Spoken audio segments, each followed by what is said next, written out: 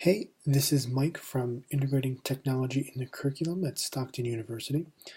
This is Module 4, Video Conferencing, and I'm going to talk about how I intend to integrate it into my curriculum, which is the Stockton History curriculum. I'm a big fan of video conferencing. I think it's a great way of replicating the face-to-face interactions between instructors and students, and between students and other students that takes place in traditional face-to-face classrooms. And it's really important, especially in online classes. So I'm going to jump right in. Basically, I intend to incorporate video conferencing as much as possible in my curriculum, especially in hybrid classes and classes where the majority of stuff is done in online learning, and even in the MOOC courses that I intend to integrate into the curriculum. To do this, I'm really focusing on sort of the platforms that everyone's sort of familiar with. That includes Skype, the Google Hangouts, Uvu, and whatever other cool technology platform comes out in the near future. And the reason why I like these platforms is, so one, they're free, they're easy to use, it's really easy to make calls, group calls in them. And they support small groups of, certain number of people. For example, in the Google Hangouts we've been doing, it's like 4 or 5 people. You can see everybody. There's enough interaction that it's interesting. You don't sort of, lose focus because there's so much stuff going on. There's also, other platforms available. Blackboard Collaborate is one. There's professional things like Skype for Business or GoToMeeting, and really big ones like Blue Jeans. They're certainly available. These I think are the best because they're, like I said, they're free, they're easy to use, and they sort of do what we need them to do. So I'm going to focus on those. So basically, what you need to conduct a video conference session, so you need an account in one of the platforms, and some sort of device with a webcam, microphone, and audio, speakers of some sort. All these are basically standard today, whether it's a tablet, a smartphone, or a laptop. But most importantly, you need a really fast internet connection because you're sending video, most likely HD video, across the internet. So you need something that's going to be fast, where you can connect with people and not be bogged down with buffering and all that stuff. So there's really 2 ways I intend to integrate video conferencing. The first is by bringing in guest lectures, which I think is really cool. You may not be able to have somebody fly out to your class and give an hour lecture, but with the having the video conferencing, you can literally bring anyone anywhere in the world who has these 3 basic requirements and talk with them. I think the possibilities are really endless. You can bring experts from around the world, other intellectuals, just everyday people. I think it's really cool. It's a great way to sort of expand students' interactions with others. The second way, it's sort of a different group of different options to have video sessions. So there's sort of 4 of them. We'll go through each one real quick. So the instructor-student, this is sort of a one-on-one feedback between a student and an instructor to answer questions, discuss topics further. Similar, there's a student-student, so it's 2 students interacting with one another. Same idea, ask questions, sort of peer review if they're working on a project together. And then the second ones down at the bottom are sort of the instructor with a group of students, similar to our Google Hangouts, where we can sort of have a group discussion, instructor feedback, clarify, all that kind of stuff.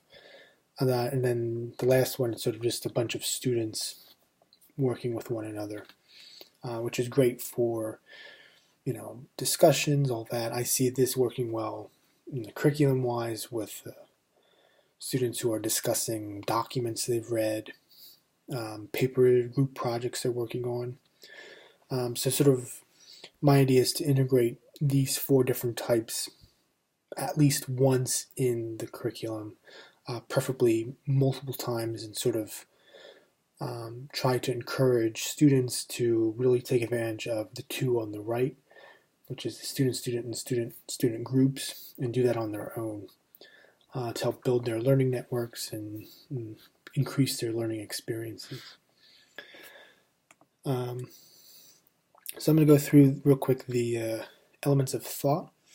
So the purpose, I see it as a way to integrate technology that will allow students and instructors to interact with one another, so they can provide instant feedback, ask questions, hold group discussions, and study together, and be able to do so in a way where they don't really necessarily have to see each other, be in the same room, but they still get it all done.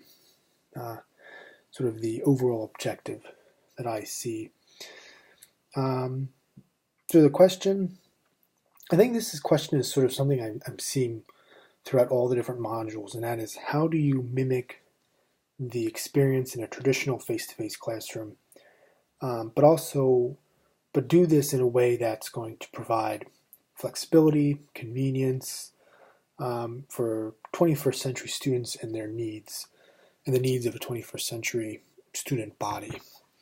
So like I said, I see this seems to be a reoccurring theme, a reoccurring problem that I see, and also my golden rule, which is, how do you sort of enhance learning with technology? So the relevant information. So obviously the readings for the week, they provide a a lot of neat examples of the possibilities of video conferencing, in addition to some important ideas and concepts to remember, such as the appropriate size and what to do in events of like cyberbullying. In addition, I've also pulled in some topics from our past modules. For example, I think in video conferencing, having an effective moderator and clear expectations for each session is important, which is a lot of stuff from the online discussions I brought in, because this is basically that, but also you have the visual component. For small group sessions, having a student leader to discuss would also make sure everything flows well. And in addition to this info, I also sort of bringing my personal experience, which I find helpful. For example, at work, we use video conferencing a lot for the different departments that have meetings online, and for conducting interviews. And these tend to work really well and are very convenient, and for the most part easy to use. Also at work, I met several times with the designer who specs out all the classrooms on campus, and she gets to pick out the different technologies, including the webcams and video conferencing stuff. So I've talked to her a bit, so I have some ideas on how well it works. One important thing I think is that and this is sort of similar to Harvard's thing, is the bigger you get, first of all, the more it costs, the more work it is to run, and you really need somebody to be there specifically to run the class. You can't really rely on the instructor to operate the machinery. So that's sort of why I sort of prefer to focus on the smaller groups, smaller sides of things. Outcomes. So my expectation is that using this is going to create a better learning experience for everyone. In instances where the class is all online, it's going to create that much needed face-to-face interaction. In hybrid-like classes or even traditional classes, it's just another way to build the interaction anywhere, anytime, and help students, encourage them to utilize the tool, and build their learning network, and just sort of build that learning environment, and use it in the same way they would be like, hey, let's meet up in the library to study. They could be, hey, let's do a quick video chat and study. So some pretty cool outcomes I think can be achieved through the video conferencing. Concepts. So I think for video conferencing, the way I'm doing it for my curriculum is I'm focusing on individual and small group video sessions where it's primarily conversations and discussions. So I guess the theory is that building an online environment and incorporating the ease of this technology to fulfill that objective. However the individual instructor decides to integrate this, I think it's important to use the learning theories and ADDIE model and all that. But overall, I think just the idea of using this to help facilitate that learning environment. So the assumptions. So I'm assuming for a few things. So first, that the students and instructors have the tools necessary to do video conferencing, especially internet connection. So if a student doesn't have a laptop on their own and they rely on one in the library or something, it's going to be a little more difficult for them to do stuff. So, I think it's important before the instructor sort of integrates this, he knows that the students, or at least the majority of students, can do this, and there's backup plans too. Also, that they know how to do it and are willing to use it.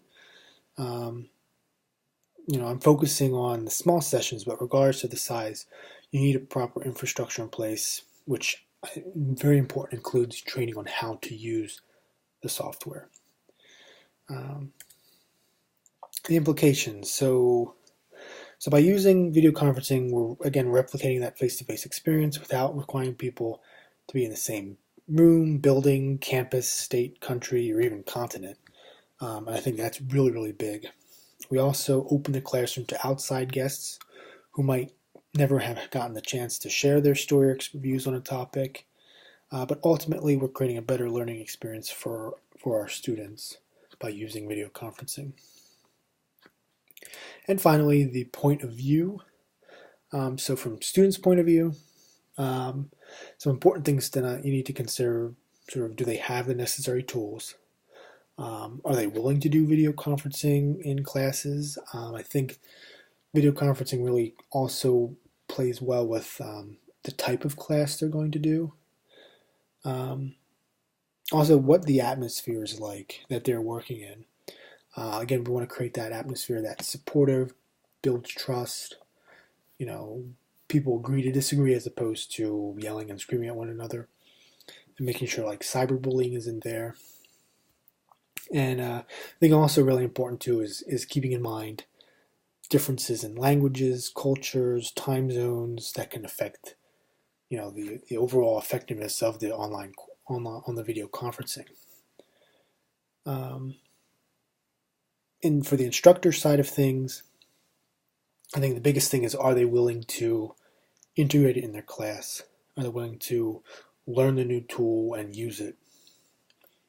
And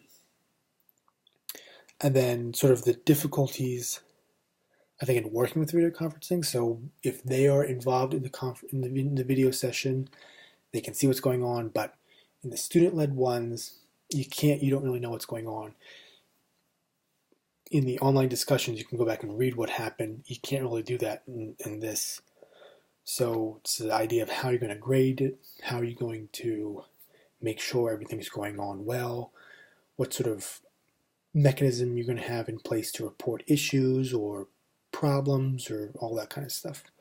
And then administrator side of thing, I think the biggest thing is the costs of providing the infrastructure, whether that's a large state-of-the-art, classroom like the Harvard thing, or just providing quality HD cameras for professors. Also making sure there's fast broadband internet available, not just for the people working with the video session, but also others. If you have 100 people doing HD video, it's going to slow down the network for other people. So just making sure that thing is key and in place. Making sure there's adequate training for both students and professors, because ultimately you can have throw as much money you want at a really great tool, but if nobody knows how to use it, it's not going to work. And then also costs of professional software, so Blackboard. If you want to do Blue Jeans or things like this, it's going to cost more money to have, but it's also managed. And then also the costs of upkeep, updates, and the team to operate the material and all that. So it's some pretty important things to keep in mind in doing this, and also just keeping an open mind of what's coming out next, and how you can incorporate that in. A tool may come out that's even better than what's available now, so keeping an open mind to test out things and also share feedback with the actual companies to request features or say what works and what doesn't work. So finally, I think, to conclude, I think video conferencing is a really important tool. I think it does a great job in replicating the face-to-face classroom, and is a great tool for online learning overall. I think it's a little more difficult in large groups, unless you have that broadcast studio behind you like in Harvard. But I think for small groups and individual one-on-ones, it's a great tool. I'm definitely a big fan and would incorporate it as much as I can in my curriculum, which I would like to do. So if you have any questions, let me know, share feedback. Thank you.